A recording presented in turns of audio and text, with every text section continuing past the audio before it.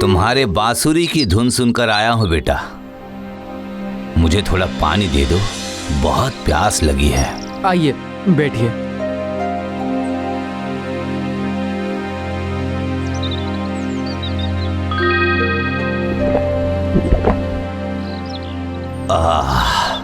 मैं यहीं पर थोड़ा विश्राम कर लेता हूँ।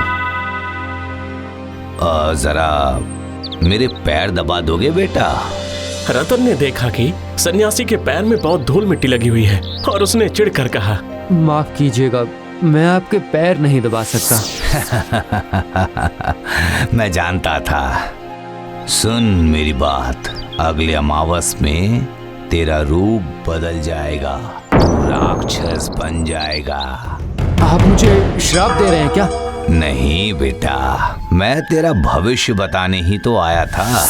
चलता हूँ। ये क्या, इंसान से राक्षस? हाँ, ये तेरे पिछले जन्म के पाप के फल हैं, लेकिन तू फिर से इंसान बनेगा।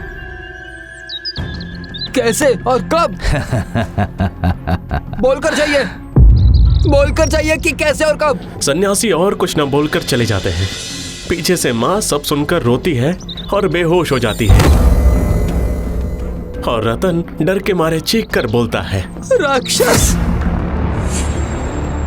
और फिर रतन माँ के बारे में सोचकर मन ही मन तय करता है, माँ, आपका बेटा राक्षस बन जाएगा तो आप सह नहीं पाएंगे, इसीलिए अमावस से पहले ही मुझे यहाँ से जाना होगा। अगर मैं राक्षस बन गया तो फिर मैं अपनी ये शक्ल आपको नहीं दिखाऊंगा माँ, अपनी शक्ल नहीं दिखाऊंगा। राक्षस कहाँ है? आपने गलत सुना है माँ, मेरी बांसुरी सुनने के लिए राक्षुर गांव से बयान आया है, वहीं जाना है मुझे। कब जाएगा? कल जाऊंगा माँ। सबसे छिपकर रहने के लिए रतन धीरे धीरे घने जंगल में प्रवेश करता है।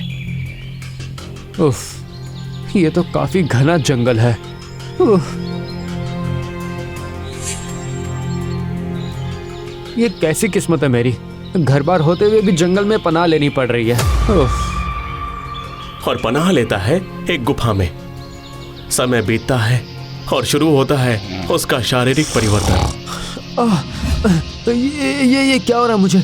मेरे रोंगटे ऐसे बड़े क्यों होते जा रहे हैं? नहीं, मेरी आवाज तो वैसी ही है, इसका मतलब मैं बाहर से बदल रहा हूँ। उफ, बड़ी जोरों की भूख लगी है।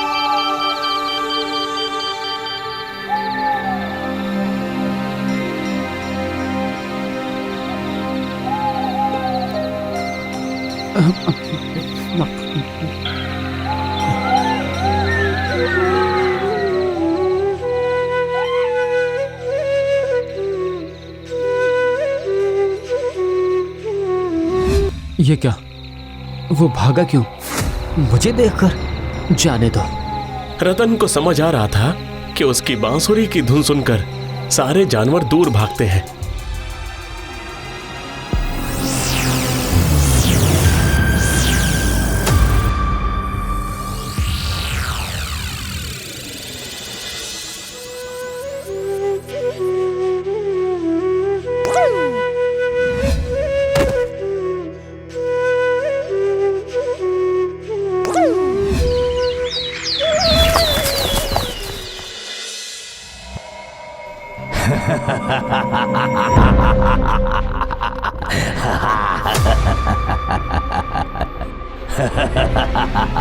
भागो भागो, बचाओ बचाओ, भागो बचाओ बचाओ।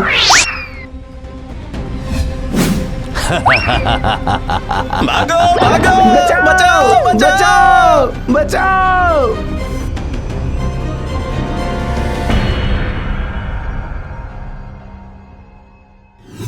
एक दिन सुबह पत्थर पर टेक लगाकर बांसुरी बजा रहा था रतन। अचानक से बचाओ बचाओ।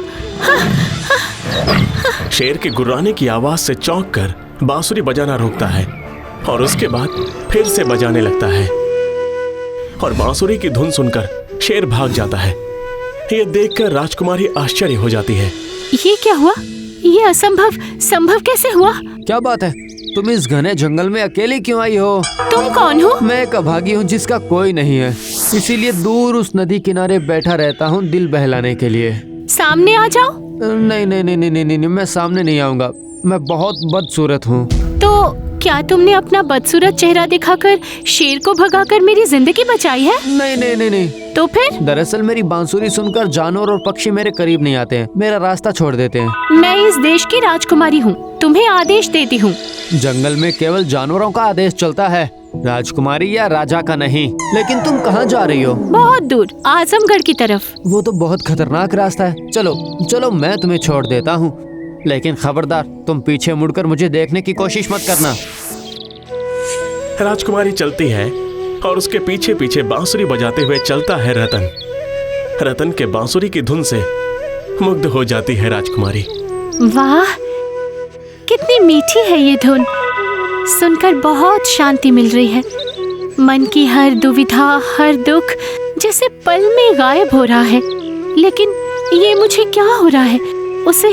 उसे एक बार देखने की इच्छा हो रही है। राजकुमारी होकर अकेले इस जंगल में क्या करने आई हो? हमारे राज्य में कभी कभी एक खतरनाक राक्षस आक्रमण करता है। पता है, सैनिकों ने उसे मारने की बहुत कोशिश की पर नहीं मार पाए। इसीलिए मैं खुद अकेली आकर देखना चाहती थी उस राक्षस को। क्यों? तुम क्या करना चाहती हो? ताकि किसी तरह दिमाग लगाकर उसे मार सकूं। वो देखो, वो गुफा देख रहे हो? सुना है कि वहीं पर रहता है। मैं अंदर जाती हूँ, ठीक है? राजकुमारी के आगे बढ़ते ही वो खतरनाक राक्षस राजकुमारी की खुशबू पाकर बाहर आ जाता है।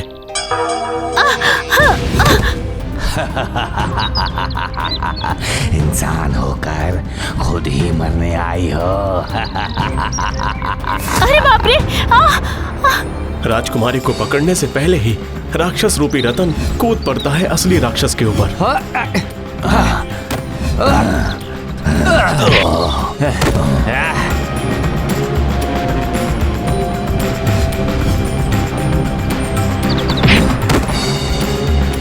राजकुमारी को रतन की बांसुरी दिख जाती है और वो सब समझ जाती है।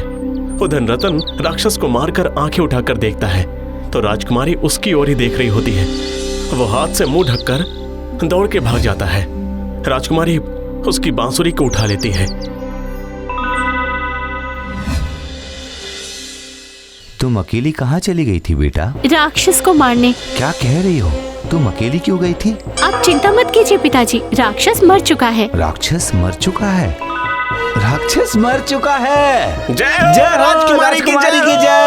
जय हो! जय हो! राजकुमारी की जय हो! जय हो राजकुमारी की जय हो! रुकिए, मेरी जय जयकार मत कीजिए। मैंने राक्षस को नहीं मारा। किसने मारा? बोलो, मैं वादा करता हूँ कि उसी से तुम्हारी शादी करवाऊंगा। वो एक राक्षस है। राक्षस ने राक्षस को मारा है? जी पिताजी, अब आपको उसी से मेरी शादी करवानी पड़ेगी। नहीं नहीं नहीं नहीं, ये संभव नहीं है। एक राक्षस नर पिशाच के हाथों में तुम्हें कैसे सौंप सकता? लेकिन पिताजी, आज अगर वो नर पिशाच ना होता तो राक्षस से पहले ही मैं शेर की शिकार बन जाती। उसने मेरी जान बचाई है। रास्ते में आए हर खतरे से बचाने के लिए उसने मेरा साथ दिया है। उसके अंदर और बाहर में कोई मेल नहीं है पिताजी। ठीक है, मैं तुम्हारी इच्छा का मान रखते हुए कह रहा हूँ, तुम जाओ, उसे ढूंढ कर लाओ। मैं उसे देखना चाहता हूँ। राजकुमारी फिर से वापस आती है उस जगह पर जहाँ रतन ने उसे बचाया था। सुनिए, आप हैं क्या? सुनिए ना, कहाँ हैं आप? सुनिए, मैं वही राजकुमारी हूँ। आपको सामने आने की जरूरत नहीं, सिर्फ बात करने से ही चलेगा। सुनिए ना। लेकिन कहाँ है रतन? वो तो कहीं भी नहीं था। अचानक से राजकुमारी को याद आया, दूर नदी किनारे बैठा रहता हूँ दिल बहलाने के लिए। नदी किनारे?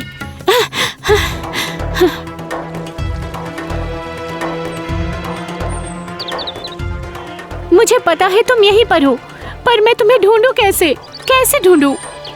राजकुमारी यहाँ वहाँ देखती है, बांसुरी को वहीं रख देती है और पेड़ के पीछे छुप जाती है।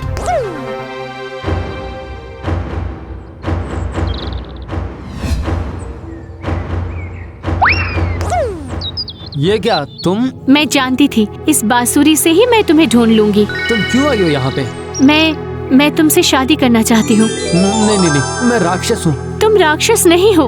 अगर तुम सचमुच राक्षस होते तो मुझे शेर से बचाकर तुम मुझे खा जाते, और अपनी जिंदगी में इतना अच्छा मुझे कोई नहीं मिला। पता है? बोलो बोलो, तुम कौन हो? बोलो। मेरा नाम रतन है।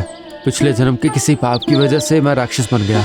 एक सन्यासी ने कहा था कि मैं फिर से इंसान बन जाऊंगा, पर कब और कैसे ये नहीं जानता। मेरी माँ शायद आज भी मेरा रास्ता देख रही होगी। तुम बाहर से दिखने में कैसे भी क्यों ना हो, मुझे तुम्हारे सुंदर मन से प्यार हो गया है, और तुम्हें छोड़कर मैं कहीं नहीं जा सकती। राजकुमारी आगे आकर रतन के हाथों में हाथ रख देती है, और तभी धीरे धीरे रतन का असली रूप सामने आ जाता है। ये क्या? रतन अपने पहले रूप में लौट आता है। ये देखो, मैं फिर से अपने असली रूप में लौट आया हूँ। अब तुम चलो हमारे राजमहल में, वहीं पर हमारी शादी होगी।